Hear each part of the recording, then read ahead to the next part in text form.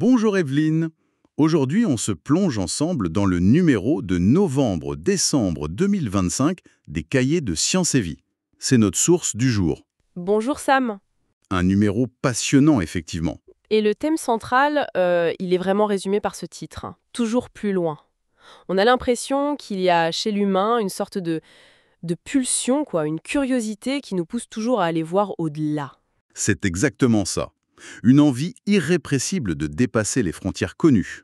Notre objectif aujourd'hui, c'est de décortiquer un peu le grand dossier du magazine, comprendre cette soif d'exploration à travers les âges, les domaines, la terre, la mer, l'air, l'espace, et même ce qu'il y a sous nos pieds. Tout à fait. Et puis on regardera aussi quelques autres articles marquants du numéro. Allez, c'est parti pour cette analyse. Alors, ce grand dossier, exploration. Toujours plus loin. L'édito, signé Julien Nénaud, il démarre fort. Il pose la question simple, mais fondamentale. Au fond, pourquoi on explore? Oui, que ce soit Elon Musk qui rêve de Mars ou les navigateurs d'autrefois qui affrontaient l'inconnu. Exactement. Il semble y avoir cette constante, vouloir transformer l'imaginaire en réalité tangible. Ça demande du courage, bien sûr, mais pas seulement, j'imagine. Ah non, c'est bien plus que ça. L'édito suggère un mélange complexe. Curiosité, oui, besoin parfois, compétition aussi sans doute, mais surtout cette capacité à la fois à imaginer ce qui n'existe pas encore et à créer les outils pour y arriver. Les outils, c'est clé. Repérer l'astrolabe au IXe siècle, la lunette de Galilée en 1609, ça change tout pour l'astronomie. Carrément. Et ça continue, hein. Le premier vol des Montgolfiers en 1783, Sputnik en 57 qui ouvre l'ère spatiale, et aujourd'hui, les télescopes spatiaux comme Hubble ou James Webb. Chaque invention, c'est pas juste un gadget, c'est une nouvelle clé, quoi, qui ouvre une porte sur l'inconnu. Commençons par le commencement, si on peut dire. La Terre ferme. La section arpenter la Terre. Au commencement, il y eut la route. Et là, surprise. La roue, vers moins 3500 avant Jésus-Christ, elle servait d'abord au potier. C'est ça. Pas du tout pour le transport au début. C'est assez contre-intuitif, c'est vrai. Ah oui, quand même. L'usage pour le transport, ça vient plus tard. Et dès que les routes apparaissent, ça devient un enjeu stratégique majeur. Les grands empires l'ont très vite compris, les Romains par exemple. Ah, les Romains et leur route. La fameuse Via Agrippa, en Gaule. Exactement. Leur réseau, c'était pas juste pour aller de A à B, hein. C'était un outil de contrôle, militaire, administratif, redoutable. Une façon d'asseoir leur pouvoir sur le territoire, de déplacer vite les légions, de collecter les impôts. Une vraie toile d'araignée pour maîtriser l'empire, en fait. Donc la route, au départ, c'est moins la liberté de circuler que l'affirmation du pouvoir. Souvent, oui, à la base. Mais bon, ça facilite aussi le commerce, évidemment, et les échanges culturels. On pense aux routes de la soie, par exemple, qui reliaient l'Asie et l'Europe. Bien sûr. Et cette idée de connecter, de maîtriser le territoire par les infrastructures, ça continue. Les chemins de fer transcontinentaux au 19e. Oui. Et aujourd'hui, des ouvrages d'art incroyables. Le viaduc de Milo, le tunnel du Gothard sous les Alpes, le pont géant entre Hong Kong et Macao. On cherche toujours à gommer les distances, à franchir les obstacles. C'est la même logique, finalement. Après la surface, on creuse. Direction, les mondes d'en bas, le sous-sol. Pendant longtemps, c'était plutôt le domaine de la peur, des mythes, l'enfer, quoi. C'est ça. Comment on passe de cette vision un peu effrayante à un objet d'étude scientifique? Ça se fait progressivement. D'un côté, il y a l'exploitation minière qui est très ancienne.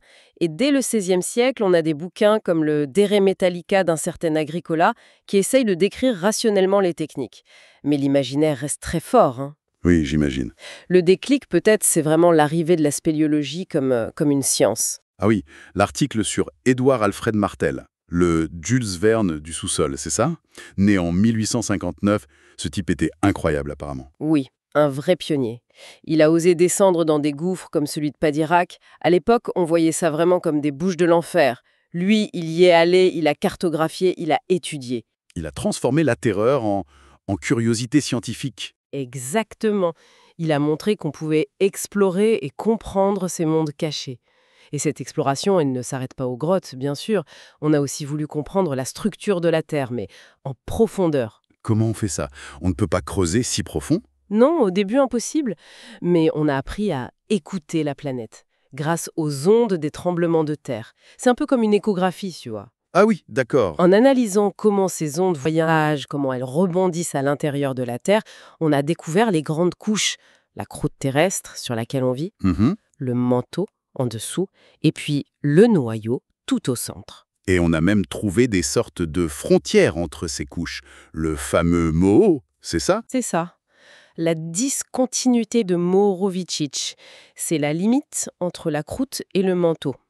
Et il y en a une autre, plus bas, entre le manteau et le noyau.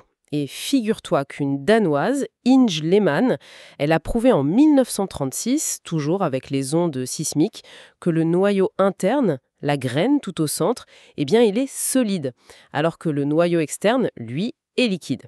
C'est fascinant d'arriver à voir ça sans y aller, non? C'est incroyable, mais on a quand même essayé d'y aller, non? Je pense au forage de Kola en Russie, plus de 12 kilomètres de profondeur. Oui, oui. Le projet Mohol aussi, qui visait carrément à forer jusqu'au manteau. Bon, ça n'a pas abouti, mais le forage de Kola, oui, il a atteint 12 262 mètres. C'est fou, cette envie de toucher l'inaccessible encore une fois. C'est toujours la même pulsion. Toujours. Bon, alors, après la Terre et le sous-sol, passons aux océans. Une autre immensité à conquérir.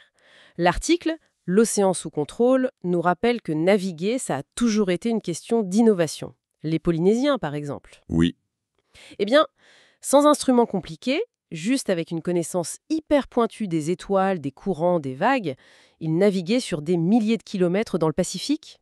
Leur pirogue double, c'était de vrais chefs-d'œuvre d'adaptation. impressionnant. Et les cartes, dans tout ça? Il y a un article 3000 ans de cartes qui a l'air passionnant. Ça montre l'évolution depuis des trucs très schématiques comme la table de Pettinger, romaine, Ouais. qui fait 7 mètres de long, c'est dingue. Oui, c'est une sorte de carte routière de l'Empire romain déroulée. Très étrange à nos yeux. Et puis on arrive au portulan du Moyen-Âge. C'est quoi exactement un portulan? Alors, c'était une carte marine très pratique en fait.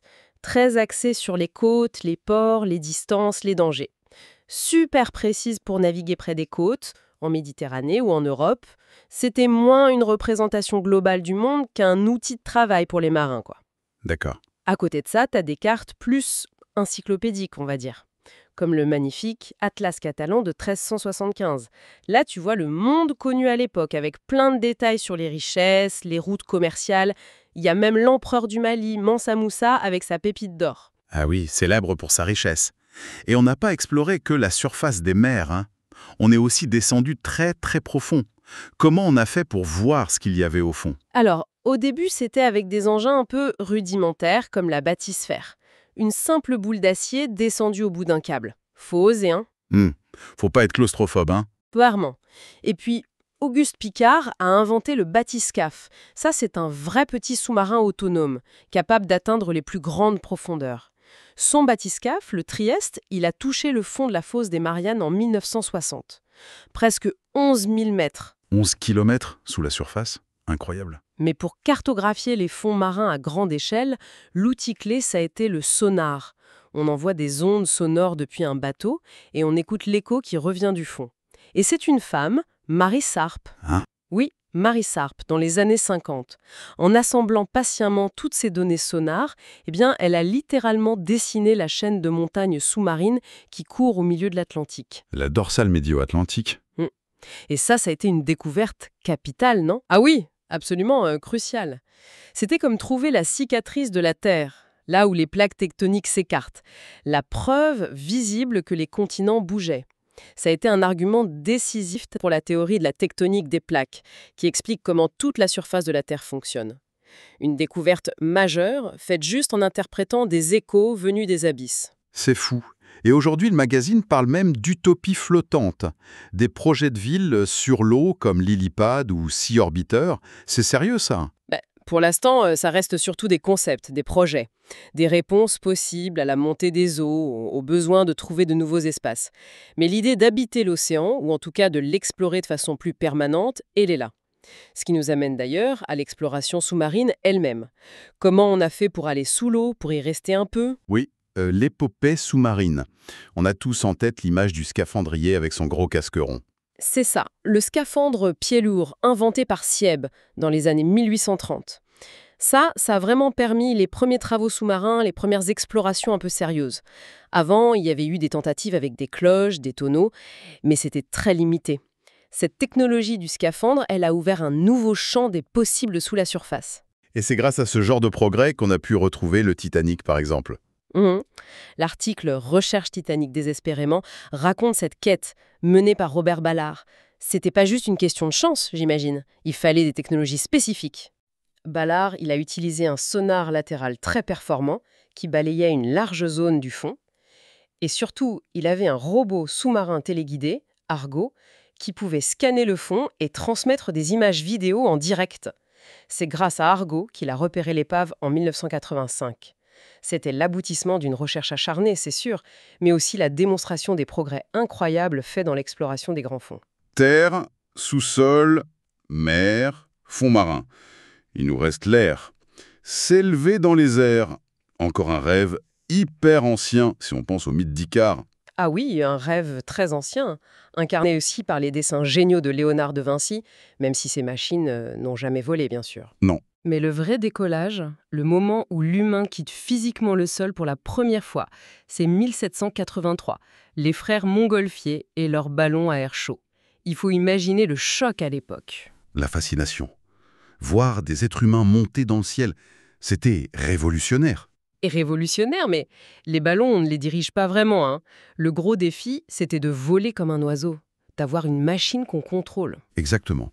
Le fameux défi du plus lourd que l'air. Il y a eu des pionniers incroyablement courageux, comme Otto Lilienthal avec ses planeurs. Il s'est tué en essayant d'ailleurs. Ah oui. Et puis, le grand saut. Les frères Wright, en 1903 aux États-Unis. Ils réussissent le premier vol motorisé et contrôlé. C'est le début de tout. Le vrai début de l'aviation. C'est ça. Et après, ça explose littéralement. La traversée de la Manche par Blériot en 1909, les avions militaires pendant la Première Guerre mondiale, puis l'âge d'or de l'aéropostale, qui relie les continents, avec des figures mythiques comme Mermoz ou Saint-Exupéry.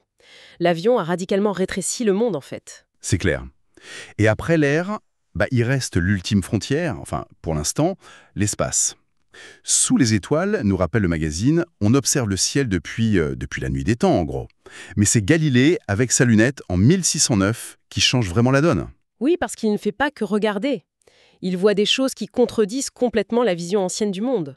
Il voit des montagnes sur la Lune, il voit que Jupiter a des lunes qui tournent autour d'elle. Ça ouvre une brèche énorme dans les certitudes de l'époque. D'accord. Ensuite, la compréhension progresse à pas de géant. Copernic qui dit que c'est la Terre qui tourne autour du Soleil, Kepler qui comprend que les orbites sont elliptiques, Newton qui explique tout ça avec la gravitation. Et puis au XXe siècle, Einstein et surtout Edwin Hubble nous font réaliser que notre galaxie, la Voie lactée, n'est qu'une île d'étoiles parmi des milliards d'autres îles, et que tout cet univers est en expansion. C'est vertigineux. C'est le moins qu'on puisse dire. Et puis vient la conquête physique. La course à l'espace entre les USA et l'URSS. Spoutnik en 57, le premier satellite. Gagarine en 61, premier homme dans l'espace. Et bien sûr, la Lune en 1969. Des étapes mythiques. Et aujourd'hui, on a des yeux encore plus perçants avec les télescopes spatiaux. Hubble et surtout James Webb, qui nous envoie des images absolument incroyables. Mais le magazine souligne qu'il y a un changement majeur, là, très récemment, non? Oui, tout à fait. C'est l'arrivée en force des acteurs privés, et notamment SpaceX, l'entreprise d'Elon Musk. L'article « SpaceX a réussi ce que les agences spatiales avaient fait avant elle » explique bien ce tournant. Qu'est-ce qu'il change, concrètement? Eh bien, avec leurs fusées réutilisables, comme la Falcon 9, ils cassent complètement les coûts d'accès à l'espace. Ça devient beaucoup moins cher d'envoyer des choses là-haut. D'accord. Du coup, ils lancent énormément de satellites, notamment leur constellation Starlink. Ce sont ces petits points lumineux qu'on voit parfois passer en file indienne dans le ciel la nuit. C'est pour fournir Internet partout sur la planète. Et puis, ils visent plus loin, le tourisme spatial, retourner sur la Lune avec la NASA dans le cadre du programme Artemis, et même, à terme, Mars. Et ça pose des questions énormes qui sont abordées dans le dossier. Est-ce qu'il faut vraiment coloniser l'espace? Est-ce que c'est une idiotie, comme le titre un des articles, ou au contraire, une nécessité pour l'humanité? C'est tout le débat actuel, oui. D'un côté, il y a l'idée d'un plan B pour l'humanité, au cas où la Terre deviendrait invivable, ou juste la curiosité, l'aventure. Oui. Et de l'autre côté, il y a la critique, hein. Est-ce qu'on ne ferait pas mieux de dépenser tout cet argent et cette énergie à résoudre les problèmes sur Terre? C'est une sorte de fuite en avant pour certains. C'est un vrai dilemme. Concret, à qui appartient l'espace? Le vieux traité de l'espace de 1967, il date un peu. Est-ce qu'il est encore adapté à cette nouvelle ère privée? Comment on gère les milliers de débris spatiaux qui flottent là-haut et qui deviennent dangereux? Et puis, il y a le risque de militarisation de l'espace qui inquiète de plus en plus. C'est vraiment une nouvelle frontière, pleine de promesses, c'est sûr, mais aussi pleine de défis éthiques, juridiques, environnementaux considérables. Voilà pour ce grand dossier passionnant sur l'exploration qui couvre vraiment tous les domaines. Mais le magazine, il ne s'arrête pas là. On peut peut-être faire un petit tour rapide d'autres sujets marquants. Oui, bien sûr. Il y a par exemple un dossier Archéopoque sur les Mayas. Ah, les Mayas. Qu'est-ce qu'on apprend de nouveau? Eh bien, l'article Les Mayas et les cités perdues explique comment une technologie qui s'appelle le LIDAR, c'est comme un radar laser en gros, qui scanne le sol depuis un avion D'accord. et qui peut voir à travers la végétation dense, la jungle.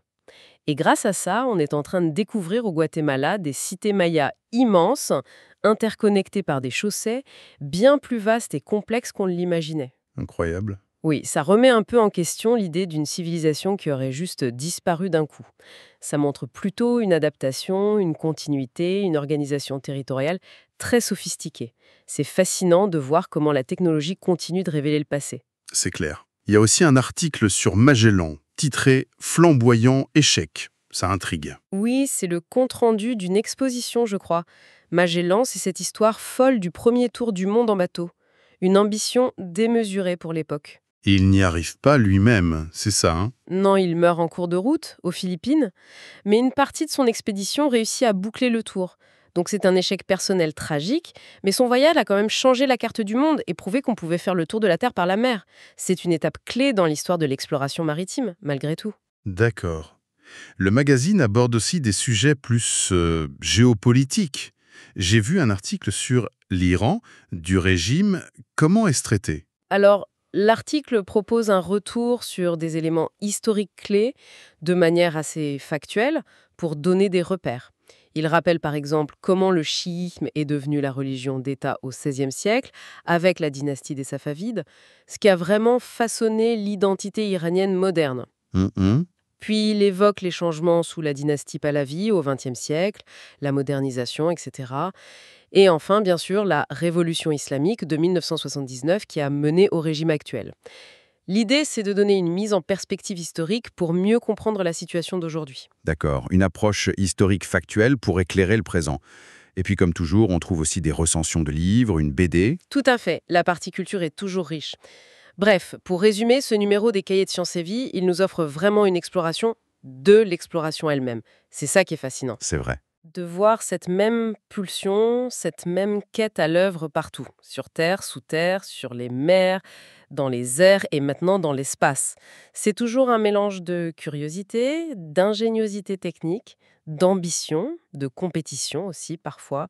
C'est ce moteur humain qui n'a cessé de repousser nos horizons finalement. Et ça nous laisse avec une dernière réflexion, peut-être? Alors qu'on parle sérieusement d'aller sur Mars, peut-être même de la terraformer un jour, qu'on découvre des formes de vie incroyables dans les abysses les plus profonds, où se trouve la prochaine grande frontière à explorer. Bonne question. Est-ce que c'est encore forcément un lieu physique à atteindre? Ou bien, est-ce que l'exploration la plus cruciale aujourd'hui, elle ne serait pas ailleurs? Peut-être à l'intérieur de nous-mêmes? Essayer de comprendre notre propre conscience? Ou alors, maîtriser notre impact sur notre propre planète? Ce serait déjà une sacrée exploration. C'est vrai. Ou inventer de nouvelles manières de vivre ensemble aussi. Exactement. Voilà, beaucoup de pistes de réflexion, de quoi continuer à méditer après avoir refermé ce magazine. Merci beaucoup d'avoir partagé cette analyse avec nous. Merci à vous, c'était passionnant.